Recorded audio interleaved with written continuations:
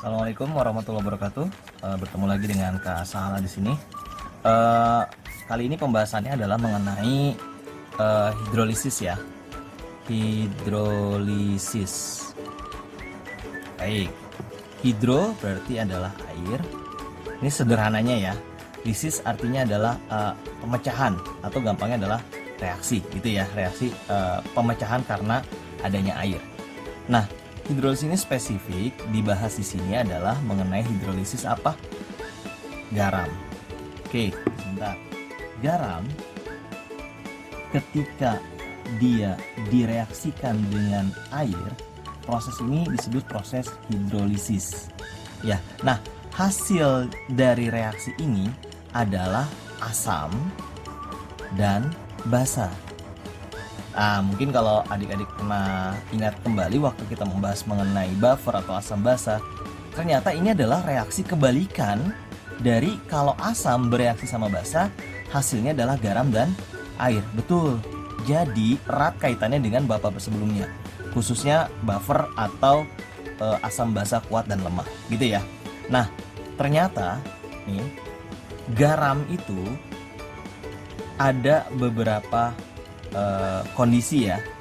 Asalnya ada yang berasal dari garam yang awalnya terbuat dari asam kuat, kemudian dengan basa kuat. Nah, oke. Contohnya apa tuh Kak? Garam yang asalnya terbuat dari asam kuat dan basa kuat. Ini yang gampangnya adalah NaCl. NaCl ini berasal dari NaOH dan HCl. Nah, garam yang berasal dari asam kuat dan basa kuat ini, kalau kita reaksikan dengan H2O, ternyata dia nggak bisa bereaksi. Artinya tidak terhidrolisis. Oke, kakak tulis ya. Tidak terhidrolisis. Oke, itu garam jenis yang pertama. Tapi ada juga garam yang terbuat dari asam lemah dengan basa kuat. Contoh garamnya adalah CH3COONa. Nah, CH3COONa ini adalah garam yang terbuat atau asalnya dari CH3COOH dan NaOH. Kalau kita mereferensi kepada catatan kita sebelumnya, CH3COOH itu adalah asam lemah, ya. NaOH adalah basa kuat. Nah, kalau lupa nanti kita buatkan lagi mana saja asam kuat, mana saja asam lemah ya. Nah, intinya adalah ketika kita memiliki garam yang berasal dari asam lemah atau basa kuat, ketika dia bereaksi sama H2O akan kembali atau terjadi reaksi. Jadi apa? Jadi ini. Jadi CH3COOH dan NaOH. Jadi ketika garam ini yang berasal dari asam lemah sama basa kuat bereaksi sama H2O akan kembali menjadi asam dan basa pembentuknya. Ya, jadi ini sama ini. Nah, garam seperti ini bisa juga ini ya, misalnya tidak hanya yang lemahnya asam, bisa saja begini. Basa lemah ketemunya dengan asam kuat. Contohnya mungkin adalah NH4Cl ya, dari NH4OH basa lemah dan HCl. Nah, ini bisa bereaksi sama H2O membentuk penyusunnya, membentuk asam sama basa yang penyusunnya, gitu ya. Nah, jenis garam yang kedua inilah yang disebut sebagai garam-garam yang mengalami reaksi sini aja ya, hidrolisis parsial atau sebagian. Kalau hasil reaksinya adalah asam lemah dengan basa kuat, maka disebut hidrolisis parsial yang sifatnya basa. Kenapa basa? Karena komponen kuatnya adalah basa. Kalau yang bawah ini adalah basa lemah dengan asam kuat, maka disebut hidrolisis parsial yang sifatnya asam, gitu ya. Nah, tentunya ada yang bertanya mungkin, Kak, kalau misalnya keduanya lemah, misalnya ada asam lemah, gitu ya, bereaksi sama basa lemah nih, asalnya dari sini nih si garamnya nih. Contohnya mungkin gampangnya adalah CH3COO NH4 gitu ya. Oke. Ini kan bisa ketebak lah, ini kan asalnya dari CH3COOH dan NH4OH. Ini juga bisa bereaksi sama H2O menghasilkan CH3COOH dan NH4OH. Oke, kita lihat dua-duanya lemah, ini asam lemah, ini basa lemah, maka disebut sebagai hidrolisis total. Dan untuk sifatnya bisa asam, bisa basa, tergantung nilai Ka ya. Kalau Ka lebih besar daripada Kb, maka garam ini nanti sifatnya asam. Tapi kalau Kb lebih besar daripada Ka-nya, sifatnya adalah basa. Oke, sampai sini dulu ya konsepnya. Diulang-ulang lagi. Jadi kita memiliki reaksi hidrolisis garam. Garam itu adalah simpelnya di pembahasannya adalah zat yang hasil reaksi dari asam sama basa. Nah, ini istilahnya reaksi kebalikan. Jadi kalau garam kita reaksikan dengan air, apakah menjadi asam dan basa pembentuknya kembali atau tidak gitu ya. Oke, ada yang pertama, ada yang tidak terhidrolisis, yakni kalau kuat sama kuat ya. Kalau salah satunya lemah bisa, kalau dua-duanya lemah lebih bisa lagi. Mungkin buat yang lupa apa saja asam kuat, masih ingat asam kuat apa saja? Ada 7 ya. HCl, HBr, HI, apalagi HNO3, H2SO4, HClO3, HClO4. Ada 7. Untuk basa ada beberapa yang mungkin berbeda, tapi kalau kakak ambil versi yang ini. LiOH, NaOH, KOH, MgOH 2 kali, CaOH 2 kali, 1, 2, 3, 4, 5, SROH 2 kali, dan BaOH 2 kali.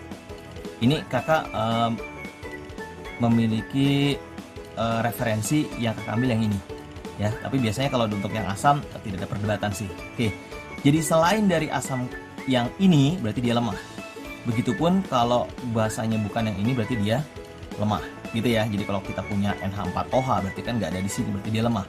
Atau FeOH 2 kali, FeOH 3 kali ya, berarti dia itu adalah lemah gitu ya. Tapi kalau untuk soal hitung biasanya kita akan terbantu dengan ada atau tidaknya nilai Ka atau Kb. Kalau ada nilai Ka berarti dia asam lemah, kalau dia punya nilai Kb berarti dia basa lemah. Oke ya, sampai sini dulu ya. Adik-adik, kita lanjutkan pembahasan mengenai hidrolisis garam ya.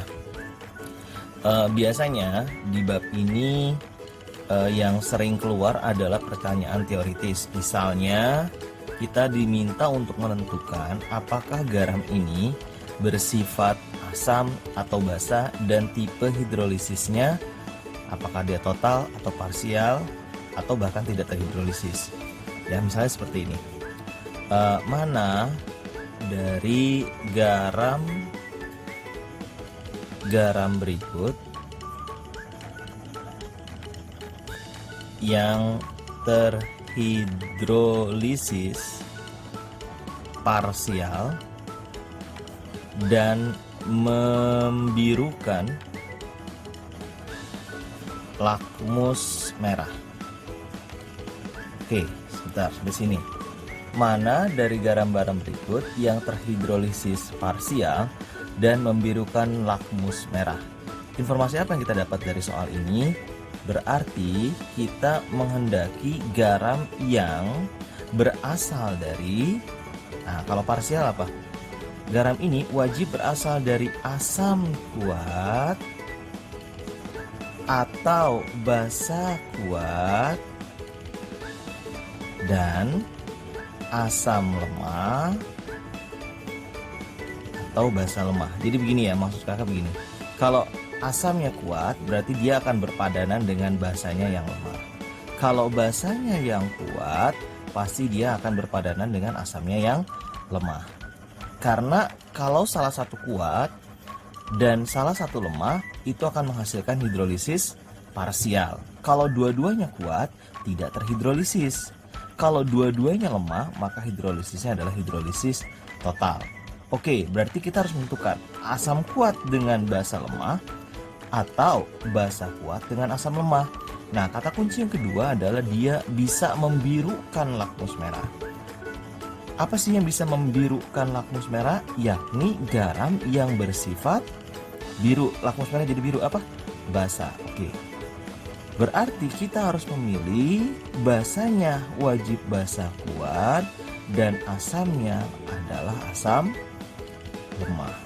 Habis ini ya, bisa ngikutin ya. Oke, jadi kalau misalnya kakak punya CH3COONA dengan NH4Cl, mana yang memenuhi kriteria soal di atas? Ya, ini garam, bawah juga garam. Ya, oke, kita lihat CH3COONA ini berasal dari CH3COOH dan NaOH, betul ya? CH3COOH akan jadi bagian ini, NaOH akan menjadi bagian ini. CH3COOH adalah asam lemah, NaOH adalah basa kuat. Jadi yang kuatnya adalah basa, yang lemahnya adalah asam. Sehingga ini adalah hidrolisis parsial yang sifatnya apa? Basa. Oke. Berarti memenuhi ya, berarti ini benar. Sedangkan kalau NH4Cl kita punya dia adalah NH4OH dengan HCl. NH4OH-nya menjadi NH4 di sini, HCl-nya menjadi Cl yang di sini. Ini adalah basa lemah, ini adalah asam kuat. Hidrolisis parsial sifatnya asam. Kalau sifatnya asam, maka dia tidak membirukan lakmus merah, justru memerahkan lakmus biru. Oke ya, jadi ini soal-soal teori seperti ini. Ya, jadi ini tidak memenuhi kondisi, apalagi kalau kita punya NaCl, dia berasal dari NaOH dan HCl, keduanya kuat, ini adalah basa kuat, ini adalah asam kuat, maka ini tidak terhidrolisis. pH-nya berapa? pH-nya 7. Ya, secara teoritis seperti itu. Nah, sedangkan kalau kita punya misalnya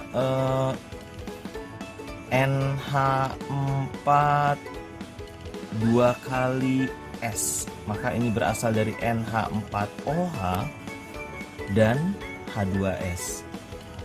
Ya. Oke, jadi H2S, ini NH4OH, jadi garamnya ini adalah basa lemah, ini adalah asam lemah. Ya, oke, maka ini namanya hidrolisis total. Kalau hidrolisis total, sifat asam dan basanya tidak bisa kita ketahui kecuali ada data Ka atau Kb-nya. Kalau Ka-nya lebih besar dari Kb, sifatnya asam. Kalau Kb-nya yang lebih besar daripada Ka, sifatnya basa. Oke ya, itu soal teori yang sering keluar. Yang berikutnya adalah soal hitung. Soal hitung biasanya menghitung nilai pH. pH dari siapa? Nah, ini ada dua kondisi. pH dari garam saja. Nah, ini cirinya kalau pH dari garam saja, nanti dari soal itu hanya ada satu zat yang real. Satu zat yang real, ada konsentrasinya, ada volumenya. Maka kalau ketemu soal seperti ini, tidak perlu reaksi dan langsung apa? Langsung ke rumus. Ke rumus apa? Rumus hidrolisis. Oke, ini kondisi yang pertama ya. Kondisi yang pertama. Jadi kita punya soal langsung ada garam doang. Oke. Nah, rumus hidrolisis barangkali kalian lupa. Hati-hati, dia punya keunikan H+. Ini adalah KW, konstanta air ya, bernilai 10 pangkat min 14. Biasanya seperti itu. Atau dikasih tahu dari soal nilainya berapa. Bawahnya itu per KB. Jadi anehnya di sini H+, ininya KB gitu ya. lalu dikali dengan molaritas garam dikali valensi garam. Sedangkan kalau kakak punyanya OH min, berarti dia KW, ininya adalah Ka. Ya, sampai sini ya. Molaritas garam juga dikali valensi. Barangkali ada yang lupa dengan valensi ya. Oke, kita lihat misalnya kakak punya CH3COONA, dia garam, tidak ada kurung di sininya, maka valensinya adalah 1. Sedangkan kalau kakak punya garam yang lain nih, CH3COO2 kali Ca, sini ada kurung nih, ada kurung ya, ada kurung. Oke, kurungnya berapa? 2 ya, berarti valensinya juga 2. Ada nggak kak valensi 3? Biasanya sih hanya 1 atau 2 saja. Ya, oke, sampai sini ya. Kita lanjut untuk soal realnya. Oke, seperti apa? Kita lihat. Oke ya. Misalnya begini. Hitunglah pH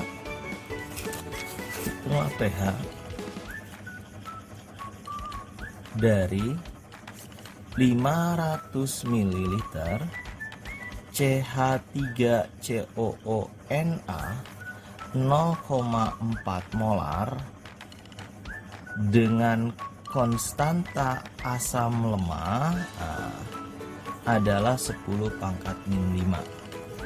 Oke, perhatikan baik-baik dari soal ini. Soal ini seolah-olah kita memiliki 2 zat, yakni CH3COONA dengan CH3COOH. Sehingga kalau misalnya kalian sudah belajar bab buffer sebelumnya, ini samar, ini jangan-jangan buffer nih, karena ada 2 zat yang mirip. Ya, kita harus menganalisisnya begini. Kita lihat CH3COONA, dia adalah garam. Nah, garam ini punya konsentrasi nggak? Oh, ada kak, 0,4 molar.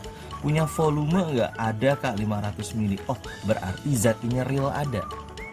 Sedangkan CH3COOH ini adalah asam lemah, tapi tidak ada konsentrasinya, juga tidak ada volumenya, cuman memiliki nilai Ka.